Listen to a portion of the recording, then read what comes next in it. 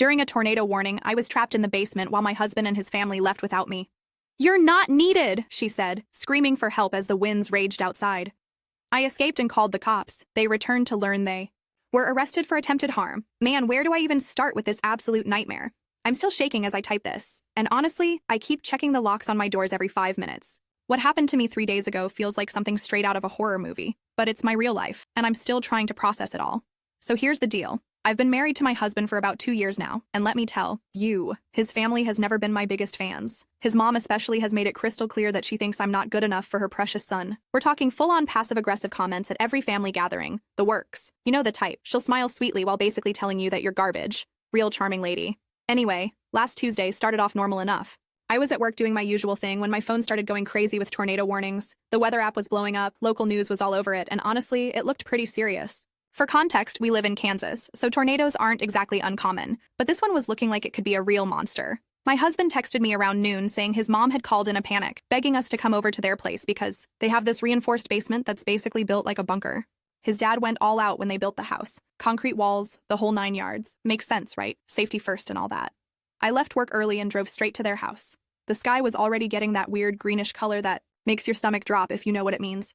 The wind was picking up something fierce and I could see debris flying around. Not gonna lie, I was pretty spooked. When I got there, everyone was already gathered. My husband, his parents, his sister, and her 2 kids, plus his brother who drove in from the next town over. The whole crew was there, and honestly, the tension was thick enough to cut with a knife. His mom barely acknowledged me when I walked in, just gave me this look like I was tracking mud on her precious carpet. The tornado sirens started wailing around 3 in the afternoon, and that's when things got real. We all headed down to the basement, and I'm not gonna lie, it was actually pretty impressive down there. His dad had set it up with folding chairs, emergency supplies, the works. Even had a little TV hooked up so we could watch the weather reports. That's when the power went out. The whole house went dark, and suddenly we were sitting in this basement with just a couple of flashlights and everyone's phone lights. The tornado. Sirens were still going off outside, and you could hear the wind absolutely howling. It sounded like a freight train was parked right outside the house. His mom started getting all worked up, pacing around and muttering under her breath. She kept shooting me these looks, and I could tell she was building up to something. Then his sister chimed in with some comment about how cramped it was down there with so many people. I tried to just keep my mouth shut and stay out of whatever drama was brewing, but then his mom just exploded. She started yelling about how there wasn't enough room, how we didn't have enough supplies for everyone, and then she looked straight at me and said, "You're not needed here. This is family only." I was like, "Excuse me? I'm literally married to your son." But before I could even respond, she was already up the stairs, motioning for everyone else to follow her. My husband just sat there for a second, looking between me and his mom, and then, I still can't believe this, he actually got up and followed her. One by one, they all filed up those stairs. His sister, his brother, even the kids. My husband was the last one, and he turned back to me and said, "Just wait here, okay? We'll figure this out." And then they left me there, alone, in a basement.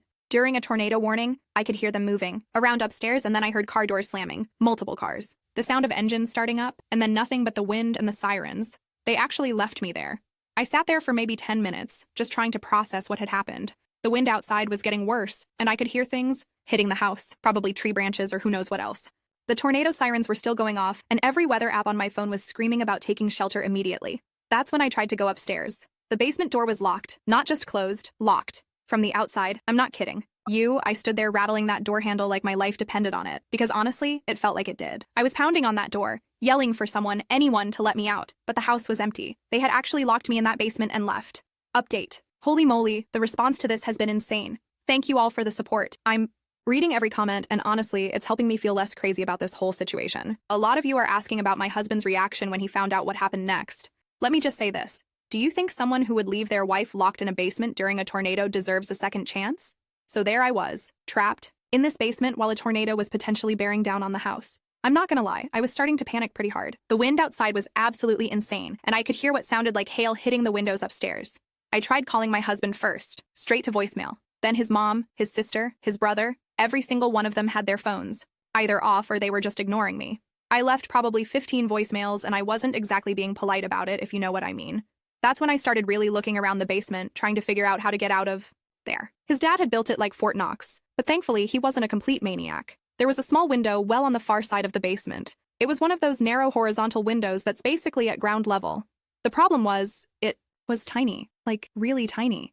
And it was about 8 feet off the basement floor, but I was desperate. I dragged over one of those folding chairs and managed to climb up to the window. The latch was rusty as heck, but I managed to get it open. The wind immediately started howling through that little opening, and I could see the sky outside was this horrible dark green color. Getting through that window was probably the hardest thing I've ever done in my life. I'm not exactly a small person, and squeezing through a window that's maybe 2 feet wide while a tornado is potentially coming your way is not something I'd recommend to anyone. But I made it. I pulled myself up and out of that window well, and immediately got hit with wind that nearly knocked me flat. The air was full of debris, leaves, small branches, and God knows what else. I could barely see 10 feet in front of me because of all the stuff flying around. The tornado sirens were still blaring, and I could see the rotation in the clouds.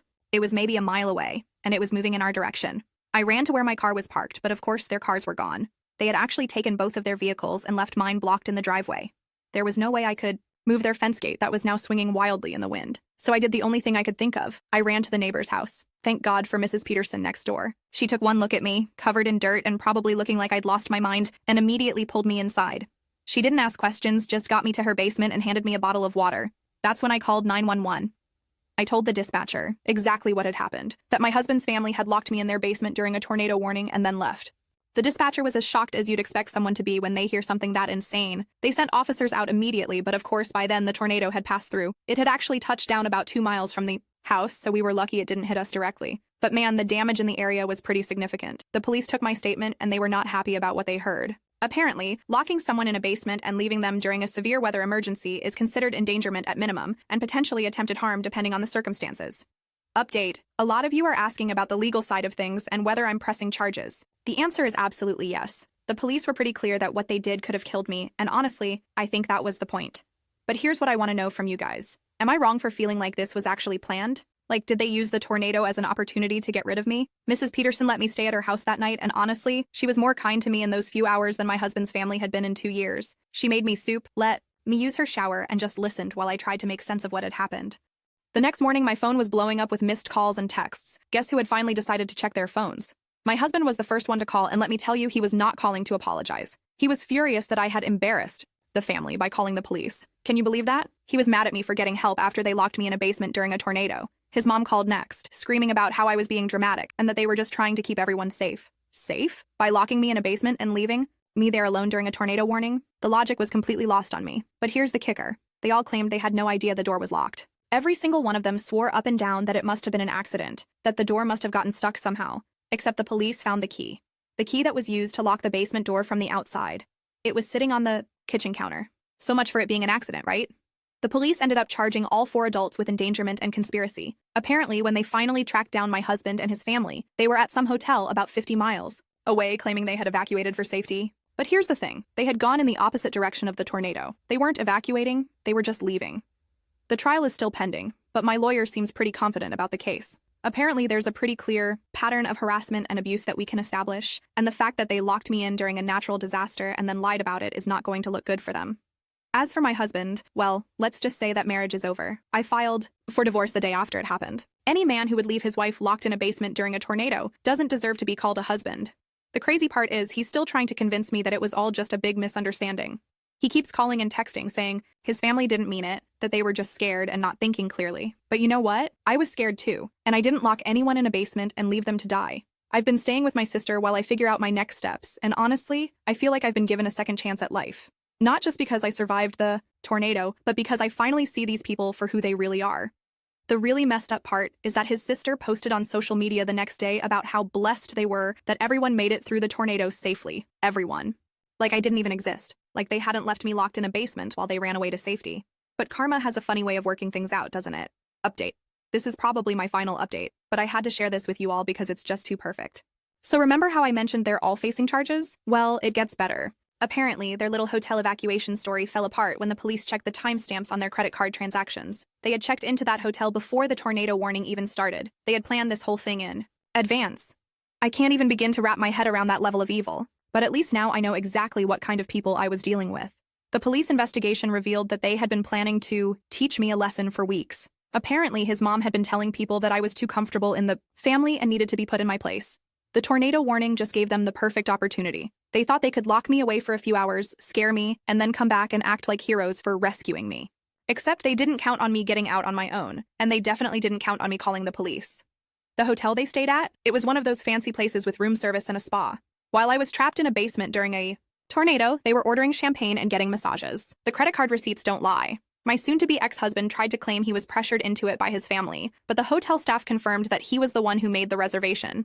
3 days before the tornado, he had been planning this right along with the rest of them. The divorce is moving forward quickly, and honestly, I couldn't be happier about it. My lawyer says I have a solid case for not only divorce but also for a significant settlement based on the endangerment and emotional distress. His family's lawyer tried to offer a settlement to make the criminal charges go away, but the prosecutor told them where they could stick that offer. Apparently, what they did is serious enough that the state is pursuing charges regardless of whether I cooperate or not. The best part? His mom lost her job when her employer found out about the charges. Turns out, working with vulnerable populations doesn't mix well with being charged with endangerment. His sister's husband filed for divorce too, saying he couldn't be married to someone who would lock a person in a basement during a natural disaster. Even his own family is starting to distance themselves from them. Meanwhile, I've got a new apartment, a fresh start, and honestly, I've never felt better about my life. Mrs. Peterson and I have become good friends, and she keeps telling me how proud she is of me for standing up for myself. The tornado that day ended up being classified as an EF3, and it destroyed several homes in the area. The fact that I made it out of that basement and to safety is something I don't take lightly. I could have died that day and they wouldn't have cared, but I'm here, I'm safe, and I'm free from the most toxic people I've ever encountered. They're facing criminal charges. Their reputations are ruined, and they have to live with the fact that everyone in town knows exactly what kind of people they are.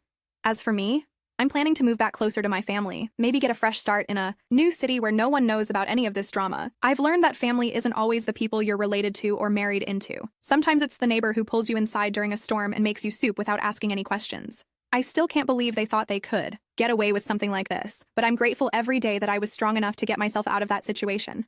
And I hope my story helps someone else who might be dealing with toxic in-laws or family members who don't value their life. Trust me when I say this. If someone shows you who they are, believe them the first time.